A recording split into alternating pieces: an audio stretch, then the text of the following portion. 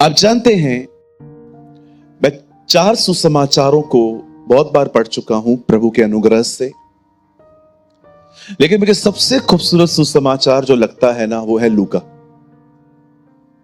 The gospel of Luke. पता है मैं ल्यूक इतना ज्यादा पसंद क्यों करता हूं?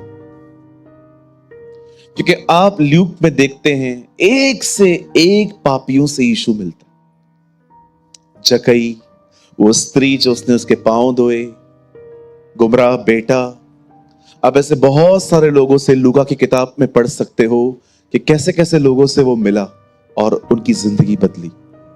लेकिन जानते हैं, इस लूका रचित सुसमाचार में एक खूबसूरत बात है।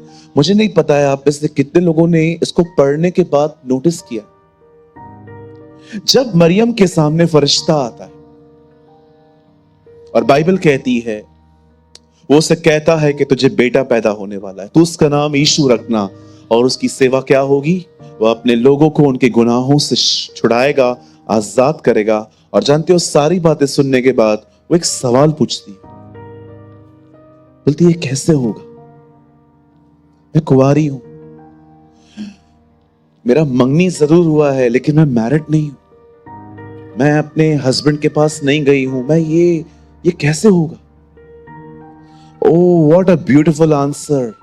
स्वर्गदूत ने कहा, पवित्र आत्मा तुझ पर उतरेगा। विश्वास कीजिए, बहुत सारे सवालों का एक ही जवाब है, पवित्र आत्मा। मुझे खूबसूरत जवाब लगता है जब उस औरत से एलीशा ने पूछा, आपके पास क्या है? बोलती है ऑयल है। एलीशा जान गया, बहुत है, इनफ।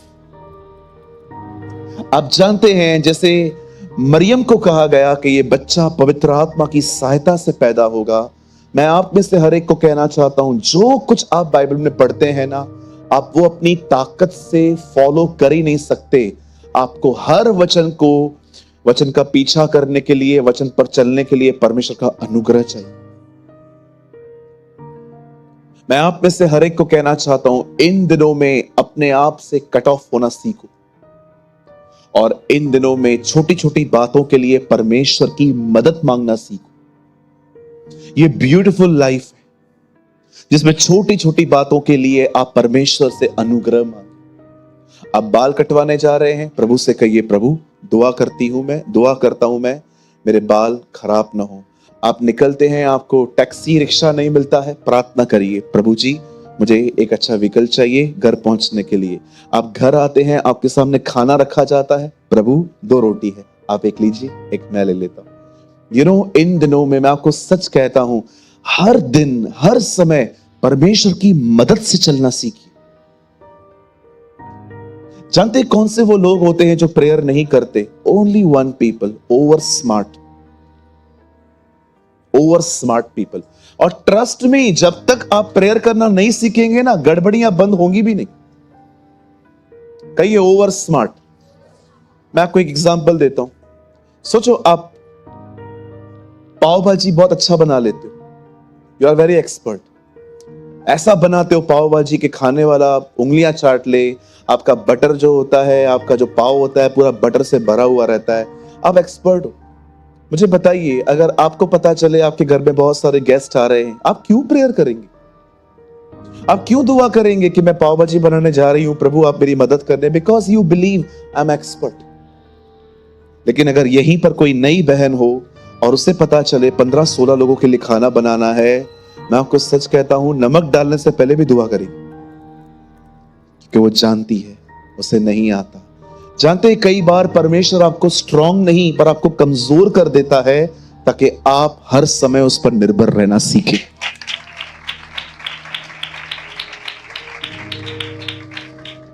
मसीह जिंदगी अपनी ताकत से नहीं जी जा सकती। हर समय उससे बात करो, हर समय उससे मदद मांगो। बिल्कुल इस्राएल के सामने है मिस्र, दाऊद कहता है हमारी सहायता वहां से नहीं, ऊपर से आएगी। वो ये नहीं कहता है कि हमारी सहायता मिस्र से आएगी, उस देश से जो बिल्कुल हमारे सामने है, हमारी सहायता पर्वतों से आएगी। हालेलुया। ओ मैं आप में से हर एक को कहना चाहता हूं, इन दिनों में छोटी छोटी बातों के लिए प्रभु की मदद मांगी। प्रभु से कहिए, प्रभु मेरी सहायता करे, मेरी मदद करे। आप जानते हो, आप है ना, फील कर पाओगे हर काम में कि उसका हाथ है। इतनी आसानी से काम हो जाएंगे। कई बार मेरा जब दोपहर को मीटिंग होता है ना, मेरा काम पेंडिंग रह जाता है, फिर मुझे रात भर जागना पड़ता है काम करने के लिए। एक रात में 11 बजे बैठा था, मैंने कहा प्रभु 4 घंटे का काम है, मतलब कम से कम मुझे 3 बजेगा। और पता है हुआ क्या, वहां पर लाइट चली गई, अंधेरा हो गया। लाइट 1 बजे आई, अब मुझे 5 बजे तक काम करना था। मैंने पता है क्या किया, मैंने प्रभु से एक प्रार्थना की। मैंने कहा प्रभु मुझे बहुत लिखना है, आप मेरी मदद करो ना। अगर मैं जल्दी सो गया तो मैं जल्दी सो जाऊंगा। आप बिलीव करें, मेरा 5 घंटे का काम 2.75 घंटे में हो गया। प्रभु ने कहा सो जा। मैं जब लिख रहा था ना, मुझे बहुत स्लोली स्लोली लिखना पड़ता है, लेकिन उस दिन पता नहीं क्या हुआ, ऐसे वर्ड्स आते जा रहे थे और मैं लिखता जा रहा था, मैं लिखता जा रहा था। और जब मैं फाइनली अपनी बेड पे आया और मैं ऊपर देख रहा था, मैंने कहा प्रभु ये आप थे, ये आप थे। बताइए उसने मेरी मदद क्यों की? कि मैंने उससे मांगी। मेरी प्रार्थना है प्रभु आपकी स्मार्टनेस को ब्रेक कर अपने विषय में। मैं कुछ, बाकी दुनिया में थोड़ा एटीट्यूड रखना जरूरी है, डोंट वरी, दुनिया में व्यवहारिक बनो। सुपरमार्केट जा रहे हो, 200 रुपया बिल है, आपने 500 दिया, 300 रुपया लेना जरूरी है, ठीक है? कहो बाजू वाले को छुट्टा नहीं छोड़ सकते। हाँ, इतना, हाँ, दयालु बनने का मतलब ये नहीं है कि आप 300 रुपया छोड़ दो। मैं जानता हूं आप बहनों 3 रुपया नहीं छोड़ते हो, आप 300 कहां से छोड़ोगे? पास्टर जी आप एक काम करो ना, ये आप न सिखाओ, ये हम आपको सिखा सकते हैं। आई नो कुछ लोग बहुत ज्यादा ही व्यवहारिक होते हैं। सो आज जो वचन मैं आपको बताना चाहता हूं, ये बिल्कुल उसी मरियम की तरह है। आप कह सकते हो ये मैं कैसे फॉलो कर सकता हूं उसकी मदद से? Just by the grace of our lord. Amen. आप सब तैयार हैं? चलिए मेरे साथ बाइबल खोलिए। हम आज बाइबल की एक खूबसूरत किताब खोलेंगे, भजन संहिता, द बुक ऑफ साम। और हम सब खोलेंगे भजन संहिता की किताब। Open your Bible with me, the book of साम। अगर आप उर्दू पढ़ते हैं तो जबूर और उसका 37वां अध्याय, चैप्टर 37। बहुत सारे घरों में ये वचन लगा हुआ रहता है, पेंटिंग पे, बहुत सारे लोगों के वॉल्स पे लगा रहता है, स्टेटस पे लगाते हैं। आज हम इसके बारे में कुछ समझेंगे। मेरे साथ खोलें भजन संहिता 37 का 4 वचन। यहां लिखा है, यहोवा को अपने सुख का मूल जान और वह तेरे मनोरथों को पूरा करेगा। Also delight yourself in Yehovah, Yahweh, and he will give you the desire of your heart. आइए सब सामने देखें, बड़े ध्यान से सुन। इस बात को हमेशा याद रखिए, सक्सेस कभी भी संतुष्टि नहीं दे सकती। मैं ये नहीं कह रहा हूं कि आप सक्सेस होने के लिए मेहनत न करें। परमेश्वर का वचन कहता है, जैसे हम आत्मिक चीजों में उन्नति कर रहे हैं, हम सारी बातों में उन्नति करें। आप में से हर एक को ये मैं बताना चाहता हूं, प्रभु कभी नहीं चाहते कि आप गरीबी में जिंदगी जी। प्रभु कभी नहीं चाहते कि आप बीमार रहें। प्रभु कभी नहीं चाहते कि आपकी जो जिंदगी है वो दवाइयों पर डिपेंड हो। ये बात याद रखिए, ये परमेश्वर की मर्जी नहीं है। प्रभु चाहता है आप आशीषित रहें। प्रभु चाहता है कि आपकी जो फाइनेंशियल कंडीशन है वो बहुत अच्छी रहे। और प्रभु चाहते हैं कि आपके पास इतना हो कि आप दूसरों की मदद कर पाएं। प्रॉब्लम वहां होती है जहां पर लोग एक्सट्रीम चले जाते हैं, वो अंबानी और अडानी बनने के सपने देखते हैं। मैं ऐसे बहुत सारे लोगों को जानता हूं, वो प्रचार करते हैं जो बाइबल में है ही नहीं।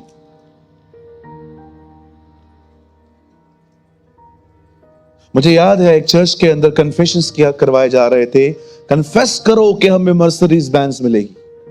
और मेरे बाजू में एक लड़का बैठा था, वो तो कलर भी कन्फेस कर रहा था, प्रभु मेरे को ब्लैक चाहिए यीशु मसीह के नाम में। कहां लिखा है ये सब? मैं हमेशा प्रभु से कहता हूं, प्रभु मुझे ये चाहिए, तेरी इच्छा हो तो देना, मुझे चाहिए, और अगर तू नहीं देगा मैं समझ जाऊंगा तेरा मर्जी नहीं है। सिंपल। मैं आपको एक खूबसूरत प्रार्थना सिखाऊं, आप बहुत सारी बातों से आजाद हो जाओगे, मुक्त हो जाओगे, फ्री हो जाओगे। जो चाहिए प्रभु से मांगो, अंत में कहो तेरी इच्छा पूरी हो। जो वो दे वो उसकी मर्जी थी, जो वो न दे छोड़ दो। आप न्याय के दिन जब उसके सामने जाओगे ना, विश्वास करो 100 सवालों को जवाब देने से बच जाओगे। आप उसको कहोगे, प्रभु जी कोई बात नहीं, आपने नहीं दिया, और जो आपने दिया उसके लिए धन्यवाद। इधर जिद करते हैं लोग, जमीन को मुक्के मारते हैं, दे। एक बात याद रखो, प्रभु है ना, जिद करने पर दे देता है, लेकिन बाद में बोलोगे ना वापस ले, नहीं लेगा। याद रखिए, मैं समझने वाले को इशारा काफी है। बहुत जिद करोगे ना, बाइबल कहती है तू अपने खुदावन खुदा की आजमाइश न कर। मुझे पता है आप में से बहुतों को अपनी शादियां याद आ गई हैं। ऐसा मांगा था ना, अभी ले रहा है वापस? नहीं, अब रख तेरे गले में, है ना? कहिए पास वाले को, प्रभु का स्वभाव है, दे देगा, वापस नहीं लेगा। आप देख रहे हो, शैतान को ताकतें दी थी उसने, उससे भी नहीं लिया, तुमसे कहां से लेगा? सोच समझ के मांगो, प्रभु मुझे बड़ा बिजनेस दे, वो दे देगा। संडे चर्च आ पाएगा उसके बाद? तू बोलो बोलो, व्हाट इज योर डिजायर? याद रखो, सक्सेस किसी को संतुष्ट नहीं कर सकती। कोई व्यक्ति नहीं है यहां पर जो ये कह सके मुझे ये मिला और मैं उसमें से खुश हूं और बस मुझे इसके बगैर कुछ नहीं चाहिए। लोग हमेशा एक लेवल पे जाके दूसरा लेवल ढूंढते हैं। इस दुनिया में एक ही पर्सन है जो एक आदमी को संतुष्ट करता है, और जब आप उसके साथ रहना सीखोगे ना, अब आप कहोगे अब कुछ नहीं चाहिए, और वो यीशु मसीह है। He is only Jesus। इस दुनिया में कोई किसी को संतुष्ट नहीं कर सकता। मैं आपको बताना चाहता हूं, आज आप 3 BHK में जाओ, उसके बाद आपको डुप्लेक्स लेने का मन करेगा। आज आप अच्छे कपड़े पहनो, आप आज अच्छी जीन्स पहनो, कल आपको लगेगा कि यार मैं कुछ और पहनूं। इंसान कभी भी अच्छी चीजों से संतुष्ट नहीं हो सकता। मैं आप में से हर एक को कहना चाहता हूं, एक ही व्यक्ति है इस पूरे कायनात में, जब आप उसके साथ रहना सीखोगे ना, और आप उस एक ही बात कहोगे, बस अब ये मत लेना, मुझे यही चाहिए। दाऊद कहता है, 1000 साल यहां वहां भटकने से एक दिन उसके आंगनों में बिताना उत्तम है। आप जानते हैं, मैं रोज ये दुआ करता हूं, मैं प्रभु से कहता हूं, प्रभु क्या हम एक ऐसी पीढ़ी बन सकते हैं, don't ask anything, don't demand anything, just sit and behold the beauty of the Lord। ये मेरी दुआ है कि हम एक ऐसी पीढ़ी बने जो उससे कुछ न मांगे, बस उसके आंगनों में बैठ के उसकी खूबसूरती को निहारते रहें। What a God you have। ओ, इससे बढ़कर आपके लिए क्या हो सकता है कि आप दाऊद की तरह हर दिन उसकी प्रेजेंस में बैठें और उसको निहारें, उसको देखें। ओ मेरे भाइयों बहनों, इससे बढ़कर कुछ नहीं हो सकता।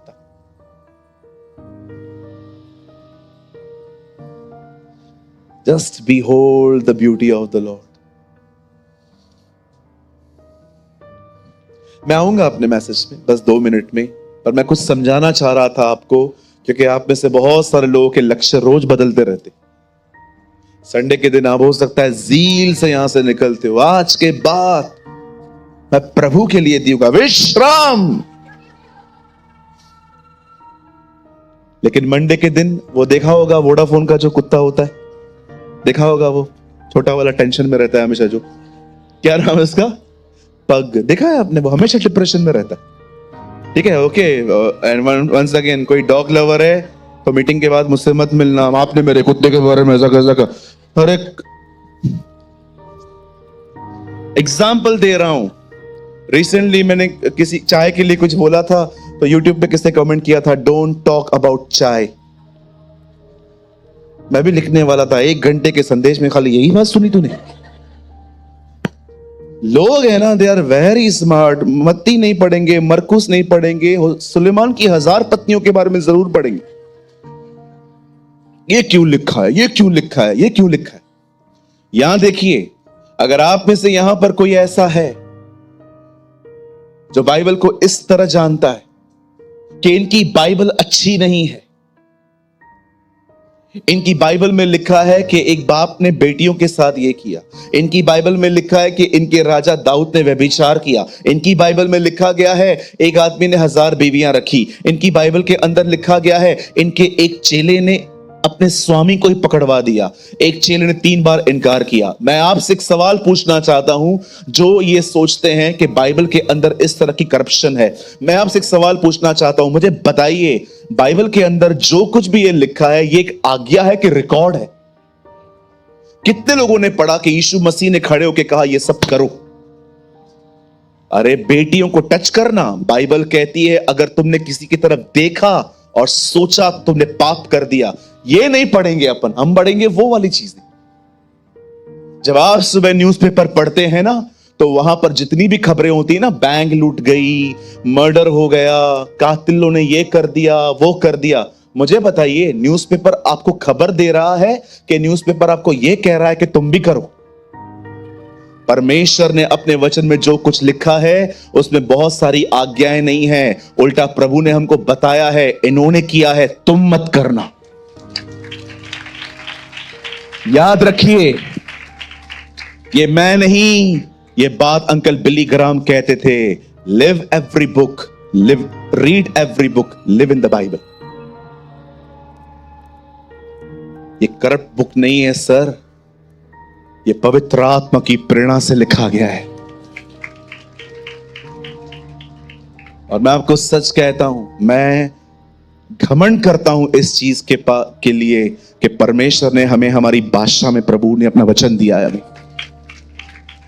जब भी चर्च में आए इस किताब के साथ आए, डरिए मत समाज से कि लोग मुझसे पूछेंगे कि आप कहां जा रहे हो। सबको बताओ आज रविवार है, हम अपने परमेश्वर का आदर करने जा रहे हैं। मैंने बहुतों को देखा है बाइबल नहीं लेके आते चर्च के अंदर। कितना डेयरिंग है आप लोगों में। आप टीचर, आप स्कूल गए थे कभी ऐसा? आज आप गले में एक पट्टा पहनते हो, क्या बोलते हैं उसको? Identity card. हमारे समय में नहीं होता था, हमारे समय में हमारा बैच हमारा आइडेंटिटी होता था, ऐसे यहां पर डालना पड़ता था पिन से। कोई है यहां पर जिसको पता है ये? आप सोचो, स्कूल जाते हो, आप कार्ड लेके जाते हो, बुक्स लेके जाते हो, खुदा के घर में कैसे भी चले जाते हो। मैं नए लोगों से बात नहीं कर रहा हूं, अगर आप नए हैं, 2-3 महीने हुए हैं, कोई बात नहीं, आप सीखिए। लेकिन जो पुराने लोग हैं, कितना डेयरिंग है आप लोगों में, ऐसे ही आ जाते हैं क्योंकि टीवी लगी हुई है। कहिए अपने पास वाले को, बगैर बाइबल के नहीं आना चाहिए। आपका बाइबल आपके पास होना चाहिए। पास्टर, हम लोग है ना 4 लोग हैं, एक ही परिवार से, तो इसलिए हम एक ही लेके आते। Very good brother. किधर है पांव, किधर है? नहीं, धोने नहीं है, उल्टा करना है। कहो अपने पास वाले को, हर एक के पास अपनी अपनी बाइबल होनी चाहिए। आप देखो, मैं हमेशा आपको प्रेरित करता आया हूं, इसे पढ़ें। जानते इसे क्यों पढ़ना चाहिए? क्योंकि जब ये अंदर जाएगा यही जिंदगी चलाएगा। और जानते, अगर ये नहीं रहेगा तो कौन चलाएगा? कहिए फीलिंग्स, कोई नहीं है मेरे साथ, छोड़ दो, मैं अकेला ठीक हूं। देखें आपके लोगों के इमोशनल ड्रामे, कई इमोशनल, कितने लोगों ने बचपन में किए थे इमोशनल ड्रामे? 7:30 स्कूल के लिए जाना पड़ता था।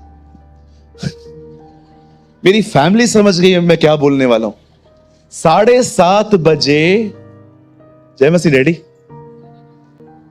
7:30 स्कूल जाना रहता था। आप मेरे ड्रामे देखते 7:30 तक।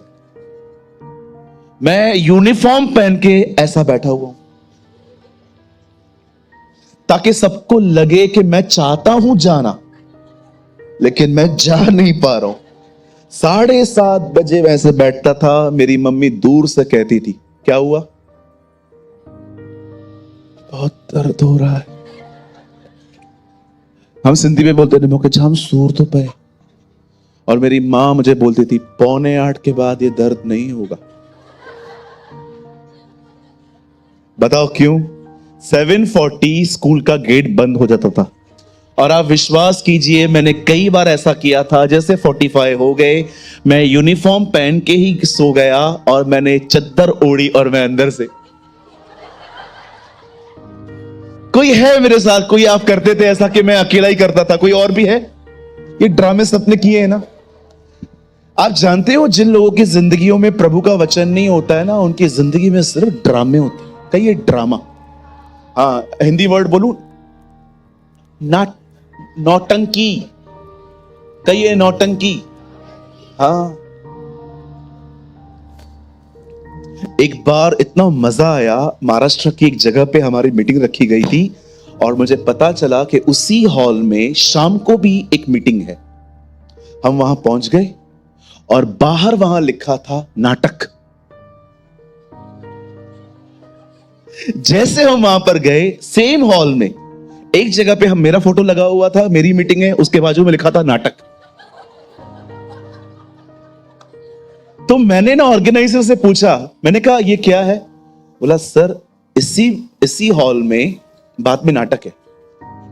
तो मैंने कहा हम लोग का मीटिंग कब तक है? उन्होंने बोला 7 बजे तक है। मैंने कहा उनका नाटक कब से?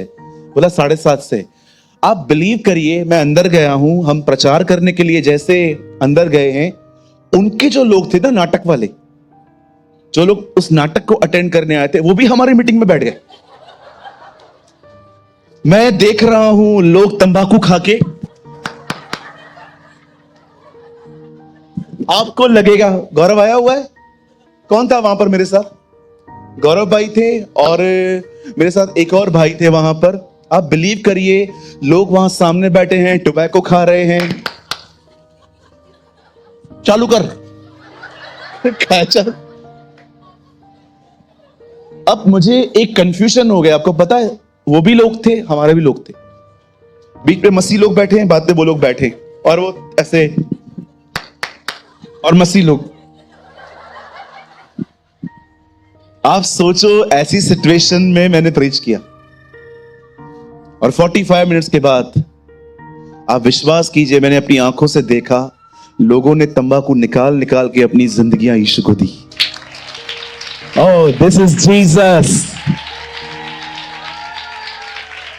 यू नो, याद रखिए, कभी कभी खुदा कुछ चीजें होने देता है। मैंने एक दिन प्रभु से पूछा, प्रभु आप पौलुस को जेल में क्यों लेके गए? प्रभु ने मुझे कहा, मुझे जेल वालों को बचाना था, इसलिए मैं उसको जेल में ले गया।